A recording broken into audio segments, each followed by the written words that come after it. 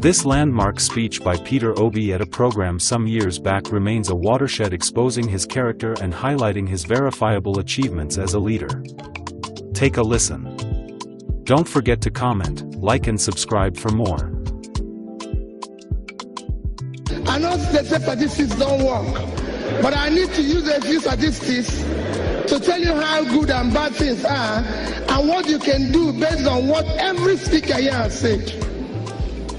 This year, your country is expected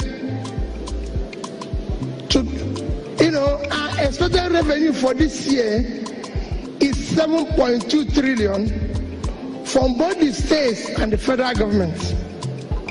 The expected expenditure is 11.4 trillion. It's 11.4 trillion.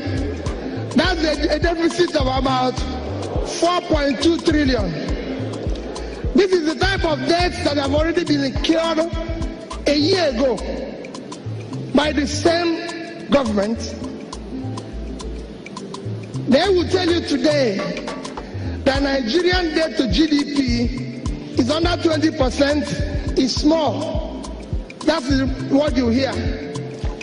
This year, the federal government provided for debt servicing 38% of their budget, of the revenue, 38% to service the debt.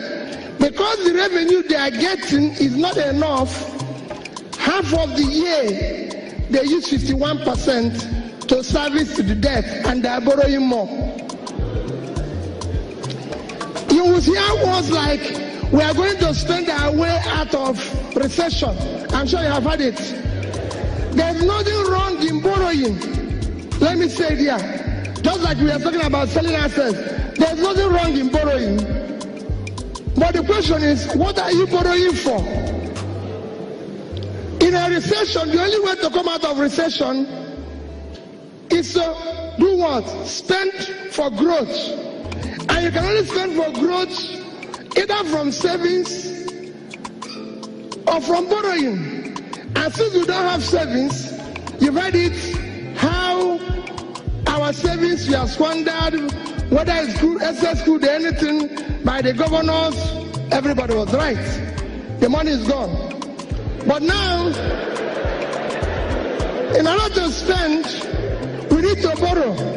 And there's nothing wrong in borrowing, but the question is, what are you borrowing for? Are you borrowing for consumption? Or are you borrowing for production? The fear is that we are borrowing for consumption, because we can't see what we used the past borrowing or what we sold before for, and that is the crisis we face. And that is the critical thing everybody has to watch. When you borrow for consumption, when you have no savings, you're heading for a disaster. And I give you an example using two countries. When they talk about debt to GDP, the country with the highest debt to GDP is Japan. Japan debt to GDP is 246%. However, Japan have the highest net asset of any country in the world. They have 1.3 trillion in US bonds and dollar bonds and everything. So they have money, so they can afford to borrow. Greeks have 180%. Because they didn't have money, they collapsed. Because there was no savings. And that is the crisis. So when you see people like me say, when they wanted to give money to governors and say bailout, I was a governor, I should be supporting it. But I disagreed. I said, no, before we give them the money, let them tell us what they are doing, because it is wrong for us to pay a bill of a drunk while he's sitting in the bar. He has to come out of the bar first, and he will say to what he has drunk before. And that is where I disagree. Cutting the cost of governance. And I don't want to talk about federal government. Other experts will talk about them. But let me talk about where I serve, the subnational government. Out of this 11.4 trillion expenditure expected this year, the states are 5.4. And I believe that this 5.4 We can save at least $1 trillion. At least they won't borrow it because it's going to be borrowed. We can save $1 trillion. And people will say to me, how are you going to save it? How? One, I always say it. Out of this so-called 5.4 trillion, 12 to 15% is used in running the office of the governor, including the so-called controversial security votes, aids, everything takes almost between 12 and you're looking at about 600 to 800 billion. Thereby, I want you to listen to me. Thereby, if you decide to reduce it to 3 to 5%, it will be between 200 and 300 billion. You save at least 450 to 600 billion. That's a saving of 450 billion. If you decide to do proper procurement, competitive procurement that is competitive, you save as much as the same amount. So with these two, you've saved almost 900 billion. If you decide to do away with the unconstitutional office of First Lady, it's very unconstitutional and adds a lot of confusion to what is happening. It costs an average state today about 2 billion to run that office. And all the office does is create confusion. So if you do away with it, as 2 billion average in a state, you have saved additional to 2 billion, which is 72 billion naira. Added to our 900, we are 970. If you decide today, the average, most states have about an average of 6 bulletproof vehicles. Today is about 100 million naira for one. And if you times it, 100 million today, times 6, then times 36, it comes to about 21.6 billion. But if you reduce it to 2, it will be about 7.2 billion, and you save about 14 point something billion. If you decide, the average government house have about 25 jeeps. Today's price is about 35 to 40 million. So you're looking at an average of, if you use 35, is 875 million naira each, multiplied by 36. Again, if you reduce it from 25 to 8, you save about 15 billion. We don't need dispatch rider or whatever these people that create a lot of noise. You don't need that machine. You can go without them. Each of those machines, each of those machines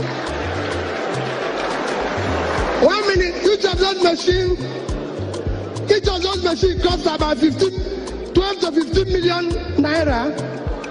And I can tell you, most states have about 6, 7, 8 of them. If you do away with them, you will find out that it's at another savings of probably 3 billion naira. Traveling. 1 minute. Traveling. Every government house or governor can tell you the number of traveling budgets, logistics, they call it all sorts of name, is almost 500 to 600 million. I believe you can do with, if you times again 600 times 36, I believe you can do all your travels for a third of that. You save 115. So if you look at what I've showed you now, you're going to save over 1 trillion. And I can tell you it is practical. People who say to me, Peter, how is this possible? How is it not possible? My dear, I was the governor. When I came to office, my first 4 trips to Abuja, I traveled with over 30 people. Over 30. Everybody have a title to be in the plane. Everybody have a title to do this. So, wait a minute. I'm the only person invited to Abuja. I pay for 30 people who have no reason to be in Abuja. They constitute a problem to the traveling public. They follow me to Abuja. I'm the one who is going to go to meeting. Because they idle and they're in hotel, they eat more. So I have a lot of bills to pay. In the end, every trip was costing me over 10 million. One trip. And there are times I do this 4 or 5 times in a month. So after about the third or fourth trip, I sat down and said, I want you to write name of everybody from me and tell me why and what is the purpose of this person going to be in Abuja.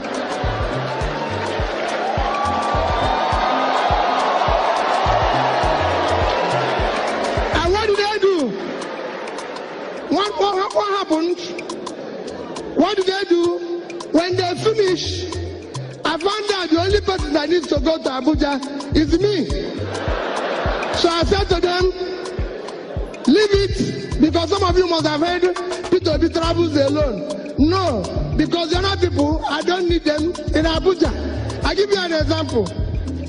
If I were taking police from Waka to Abuja, there might be about 12, 15 security men. And then each time I go, let me use today's pricing. One ticket one way is about 30,000. Coming back is 30,000. I found out that I can talk to the IG then Onovo. I said, Onovo, when I'm in Abuja, give me 3 policemen. The other person, give me 2. When I'm going, I give them 5,000, which is not up to the ticket of one person going. And then give 2 people.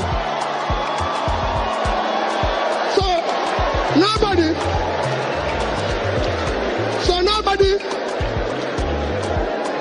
followed me to Abuja. 1 minute, because my time is going on. Nobody followed me to Abuja. So when I call, the people say, hey, Peter Obi is traveling on his own, he's carrying his bag. I'm a young man, I can carry my bag. What is the proposition? And I told them, I said, listen, this is not a problem I started from here. I had this problem while I was in the bank. So I know, and I'll tell you that experience. So I said, that stopped. The House had to question me at the end of, there was a time they wanted to go to what they call the World Igbo Congress in America. And they showed me that somebody before me had gone with 40 million. And they said they reduced my own is 32 million. I said to the PAMSEC, can you write me what this implication of this to Anambra State? Nothing. He just kept telling me they have reduced it. I said, no. Well, let one person go. Whatever the Igbos in America discuss, they can tell us by this thing. We now changed. We came to the government house. When I started being a governor, no permanent secretary in Anambra State had a car. The judges didn't have a car. And meanwhile, there's in the budget provided there's a 150 million naira for the government to buy 2 bulletproof cars for the governor. I said, okay, fine, it's good. I took it, called one Mr. Eric, who was then the GM of PAN, with Onyemuchen Namani, and said, listen, I want you people to do me a favor. I want to buy, they used to sell Peugeot 406, 3.7 million. I said, I want to buy about 100. So you sell it to me 3 million. The Frenchman agreed with me. So I took the 150, gave him as deposit. He gave me the first 50 vehicles. I had 18 judges, so 18. I had permanent secretaries, 19, so 19. The governor will keep 10. So all my first tenure, if you're around Doka, I used 406 Peugeot. And nobody kidnapped me, nobody shot me, and we saved that money. We had, some of you might have, I was removed from office twice, because he was talking about sharing money. And I can tell you why I was removed from office. It's all part of this. When I was starting, Anambra State government house was burnt. Because when I say where we are going to save money, I want to tell you how we saved it and how we were able to be the only government that left and didn't borrow money from anybody. It stayed saved. When Anambra State, in 2004, the Anambra Governor's House was burnt, the Governor's Lodge, as well as the Government House. Coincidentally, in 2006 when I started, the budget to repair the Government House was 298 million. To repair the Governor's Lodge was 481 million. These are the two reasons why I was impeached. The third was saving money without permission. And I said to them, wait a minute, I repaired everything in the Government House, which is Governor's office. I repaired everything with 43,200,000. The only thing I didn't buy new was furniture. Because there's a table used by one of my predecessors that was kept somewhere, and they say it's old. But I called the man, the furniture man, I said, if you wipe this seat, who deep in it? I just want to say and right. Ready to buy new one. Why are we buying new one? The Governor's Lodge. I want you to tell, I'm no longer the governor, so these are things you can verify. The Governor's Lodge, which was a budget of 486 million, I repaired everything with 81,700,000. In both of them, because the contract was awarded before I came, they said I did it without passing through the due process. Because I've awarded the contract. And I said no. Obasanjo as president, because one of the things that I did is that we had a Governor's Lodge in Lagos. We had a Governor's Lodge in Abuja. We had almost 60 workers in Abuja. And I asked them, why will Governor of Anambra State have a lodge in Lagos? Why will he have a lodge in Abuja? Does he live in Abuja? What is he doing in Abuja? You know what they wrote me? Every other government have it. I said, that's not what I asked. Why are we having to have a lodge in Abuja? I don't live there. Each time I go to Abuja, the cook there, we will need to give him about 30,000 to cook. And I said, cook, you're going back to Oka. It costs 5,000 naira to eat buffet and Hilton, and you charge me 30 here. So what are you cooking here? You must go back to Oka. You know? And people will tell me, oh no. People will say, hey, wait a minute. I said, cook, you must go. I shut down, as I lived at our Governor's Lodge here for 25 years, shut down our Governor's Lodge in Abuja. Everybody said to me, Peter, you can't do without Governor's Lodge. I didn't have one for 8 years because it was not necessary. I told everybody who was there, we had almost 15 drivers in Abuja. When I'm at the airport, everybody's there because it's getting confusion. I said, listen, we need 3 drivers in Abuja. The rest will either have to go and look for work or come to Oka. We don't live in Abuja and everything. And this Obasanjo wanted to come to Anambra State. Every state you go today, they have what they call presidential lodge. And they said, we have started building one for almost $500 million. I stopped it. Obasanjo wanted to come to Anambra State. And they said, I went to them and said, listen, tell Mr. President, he can come in the morning and go in the evening. We don't need him to sleep. We don't need him to sleep. They said, no. They said, no, he must sleep. He must sleep. I said, okay, let's not worry about it. I went to him. The day I'm telling you what, I went to him. He came in October, end of October 2006. I went to him. I said to the chief of staff, I said, tell him please, he can come in the morning. He said, no, he must sleep. He's doing this. I said, okay, no problem. I called the people, say, since he cannot stay in a hotel and he must sleep, come and see where I live. This is where I live. If this place is okay for him, I will give you the key for 1 month. Then I'll go. When he goes, they were very nice to me. I can tell they were very nice. They said to me, we need it for only 1 week. So I came back and told my dear wife, She's the only one who has property there. I say, bring out your thing. The president is going to sleep in this room. In this room. We are going to give them the key. I went across to a hotel called Pactonia. The man charges 30,000 per suite. For that 1 week, you know how much he charged me? 100,000. That is what I would have spent 500,000. So Obasanjo came on Thursday, stayed Thursday, Friday, Saturday, he left. They gave me back my key. And I spent 500 million, which I would have used to do the lodge. I would have been maintaining it by now. So Anambra State does not have a presidential lodge because the president doesn't live in Anambra State. He lives in Abuja.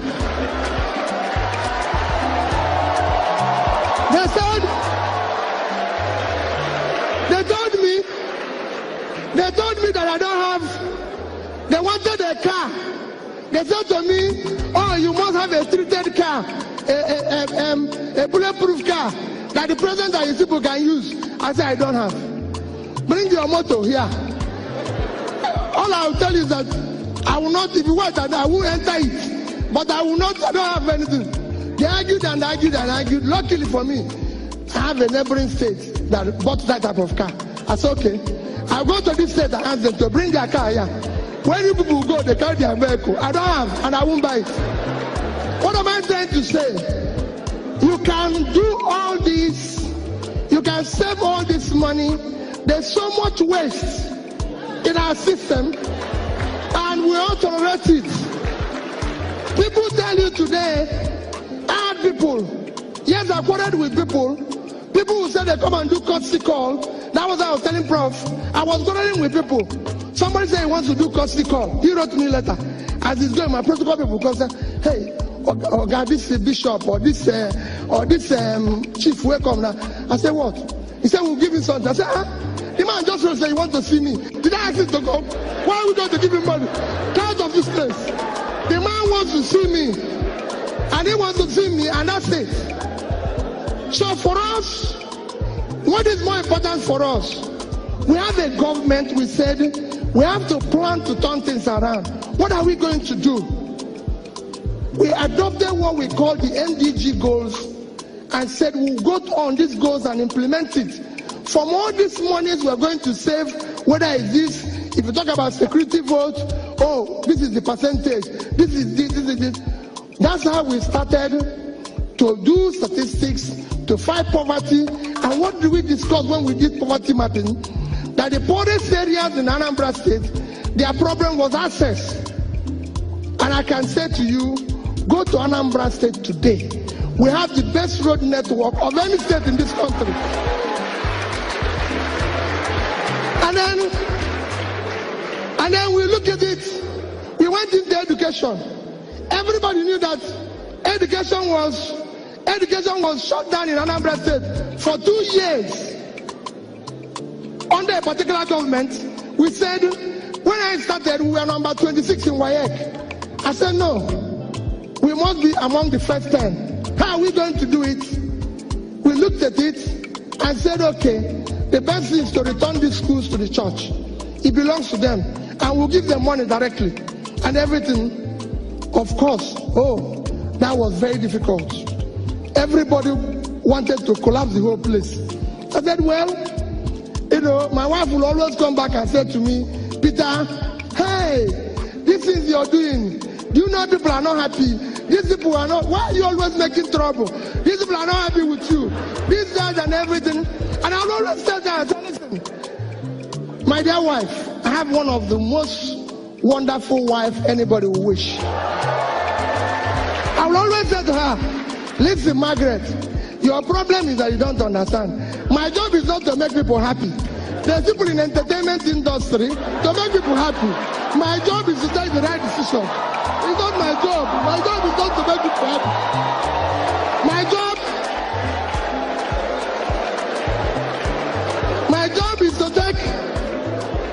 job is to take the right decisions for the benefit of the people.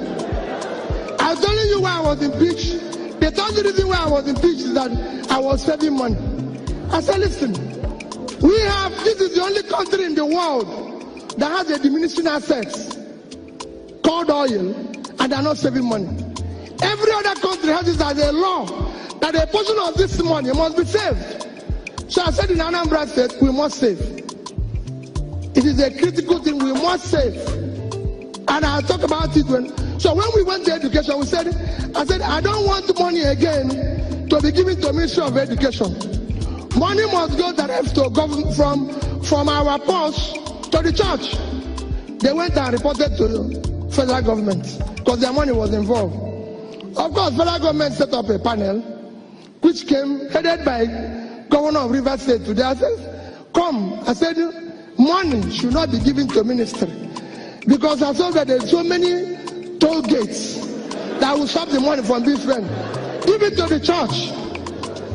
When they came and showed them, this is the church school, this is church school, this is our own. Our own was not working. But what happened? In less than 3 years, 2011, 12, 13, Anambra was #1 in WAEC and NECO. All this was possible because of the change we brought. We started saving money. Everybody would tell me, say, Peter, why are you keeping this money? Why are you doing this? Let me give you the instance. Today, Anambra remains the most financially stable state in this country. If you don't know, the day I left government, 17th of March, 2014, I had in Access Bank, a bank in Nigeria, $50 million, I repeat, $50 million and about 7 billion naira. It's a bank in Nigeria. I'm sure Access Bank people are here. You can go and verify. I have a Fidelity Bank, a bank in Nigeria, $55 million, $55 million and over 10 billion naira.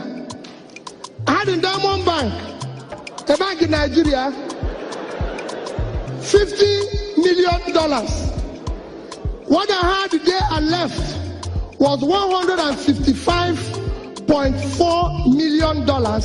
By yesterday, in terms of the yield, because we called it future generation money, I was supposed to terminate at 2050. By yesterday, it was worth $185 million. If you multiply it today, that is about 500. Because when you hear that Peter Obi left 75 billion, if anybody doubts it, call me. I know where the money is. I kept it. And on that day, and I said, on that day that I left, as of December 2013, I did not owe any teacher, anybody at the local government level, gratuity. As at the day I left, anybody in the civil service was not being owed gratuity or pension or salary, and no contractor had a certificate that is pending. I was one that bought the highest number of vehicles as a governor from PAN. It's there, they gave me a certificate. From Kaduna, I started Innocence Factory. When Innocence came to Anambra State, I laid the foundation. I laid the foundation of Innocence Factory, and when it was completed, I brought President Jonathan to commission it, and then and there ordered from him 1,000 vehicles. That 1,000 vehicles, how did I do it? About 600 and something was vehicles for schools. Every single secondary school in Anambra had a bus. Then all the security, all the communities, I bought one pickup for them. All of them, the traditionalists, I bought one. When I was buying, people say, hey, this is innocent. It just started. Do we know whether his car is good? Maybe the brake is not working. Maybe I said, don't worry. Let the number of people that will remain after the other ones die leave. Let it kill the number of people. That's how that industry is working today.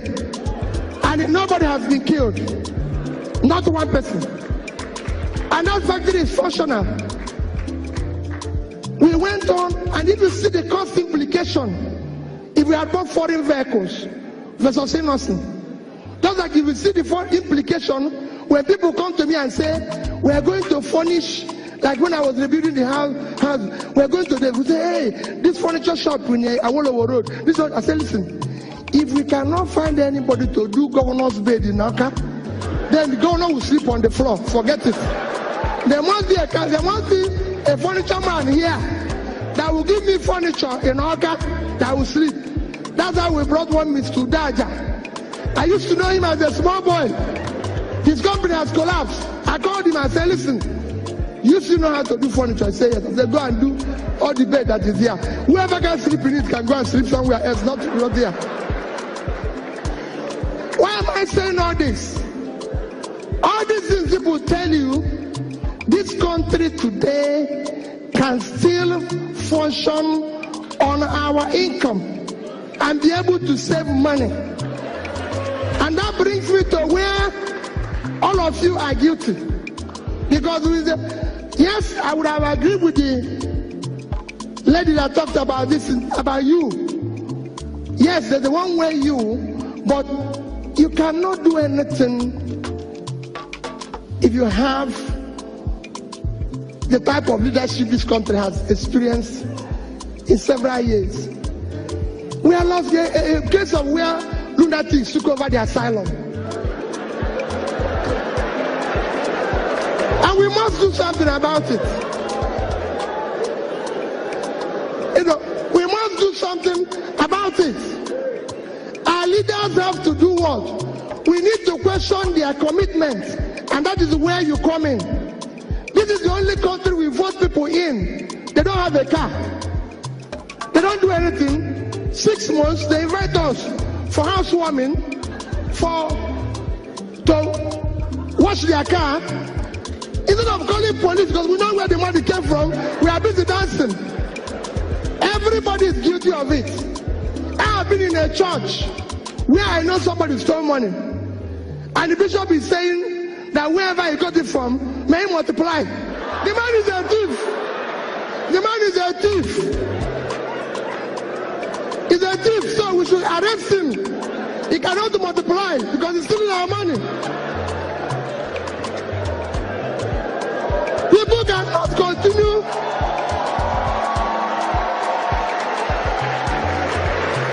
If anybody in government comes to tell you, everybody have good story to tell. If anybody see you, you write a paper, I've done this road, go to the road. I built a university from the scratch. It's in Ibadan. I built a teaching hospital from the scratch. It's in Oka, the fastest one. So let people say where they did it. Don't tell us in pages of newspaper. Don't give us our words. We want to know.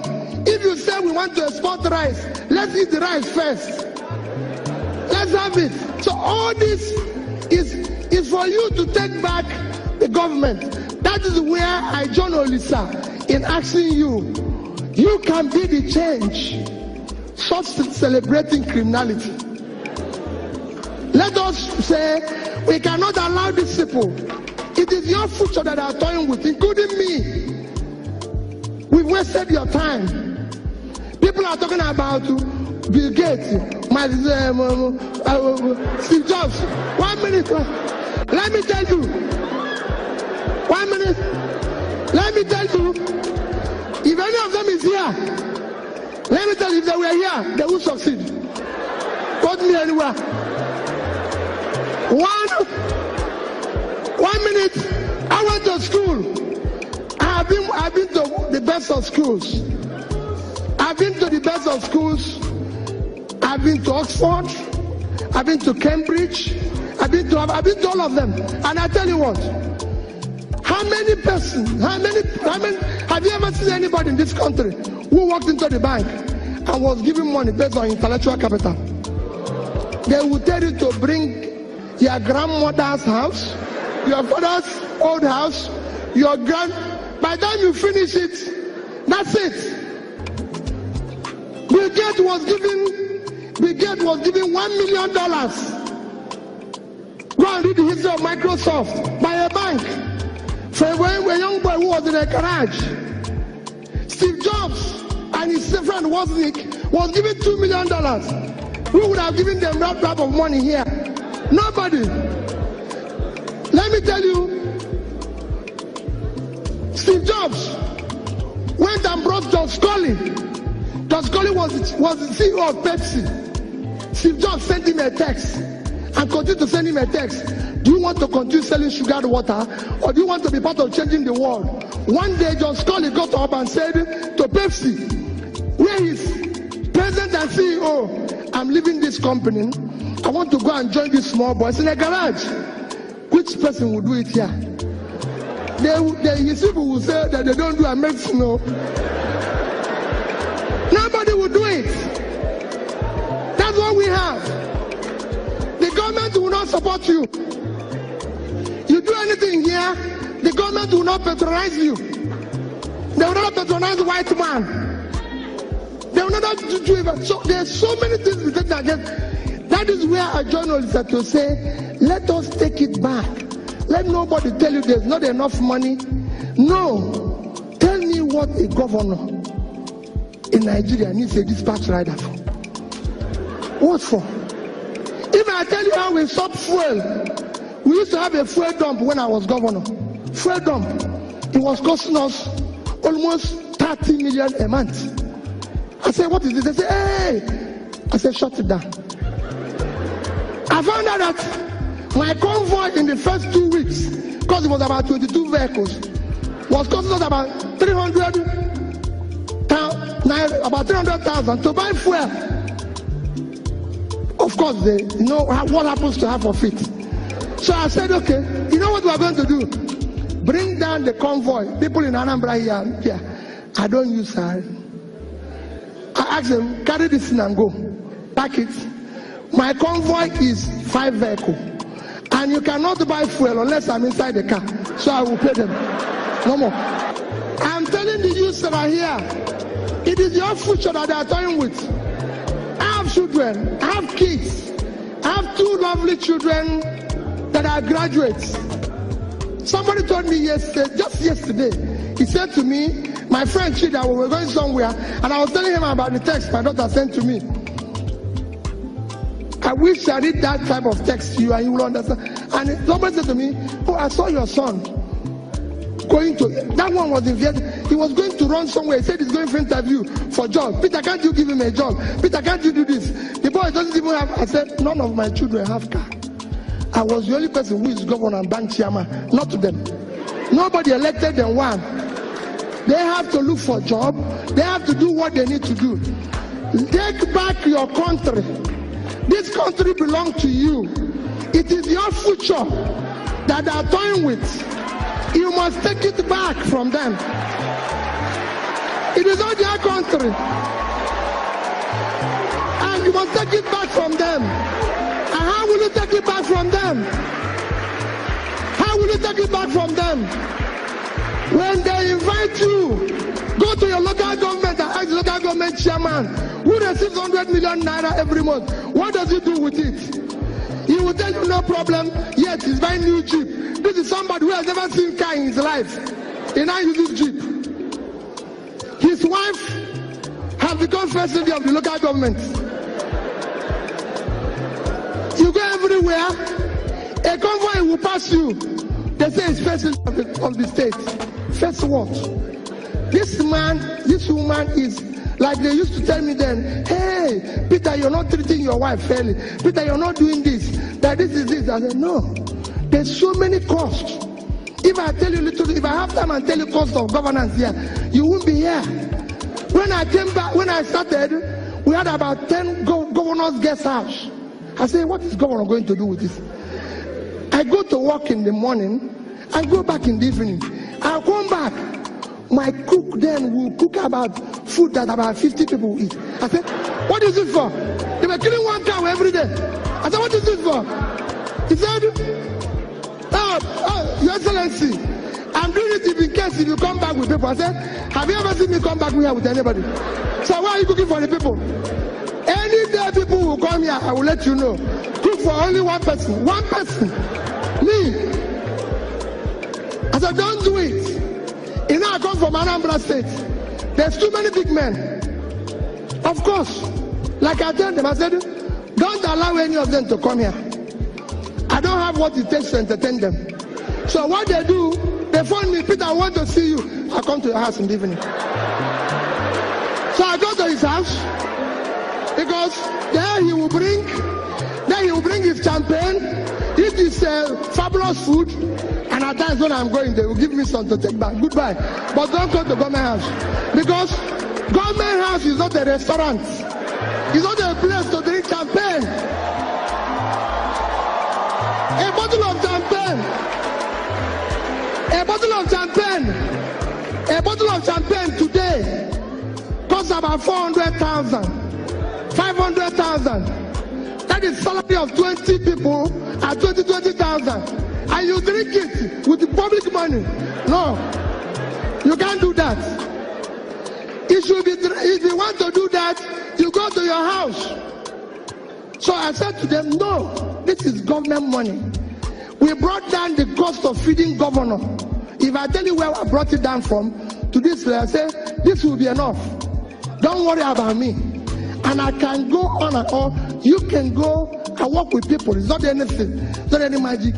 Every flight I've taken in Nigeria as a governor was economy. Reason is simple. If I come and say business class, 54,000. Another one, you go to internet, is 19,000. Is it not just from Abuja to this for 40 minutes? Why would I pay additional 30? I said no. I went to Young Shagura and said, your hotel in Abuja, can you give me this card? He gave me 50%. So to sleep there is 30,000 naira.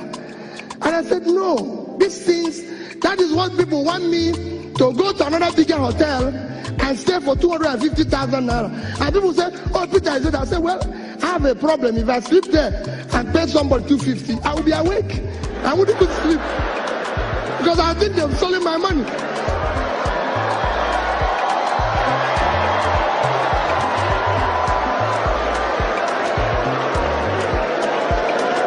Because I would think they have stolen my money. So it is important that you understand our government, we need to shut down cost of governance. No state government needs a house in Abuja. The governor doesn't live in Abuja. They don't need all this. Nobody wants to kill you. I was governor for 8 years without bulletproof car.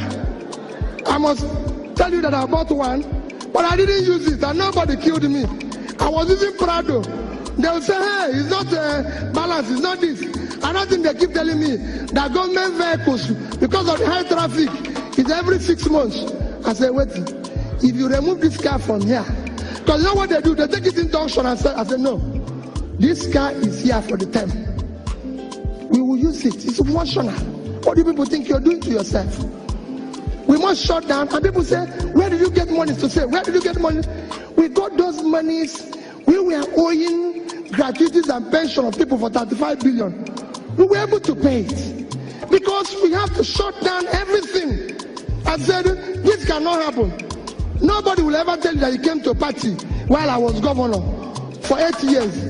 It's not a nightclub. No, it's governor's lodge. When I finish, I go home. If anybody wants to dance, he goes to nightclub. That is his business. And so all I'm trying to say is that we can change.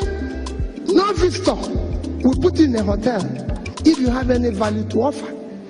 And go and check.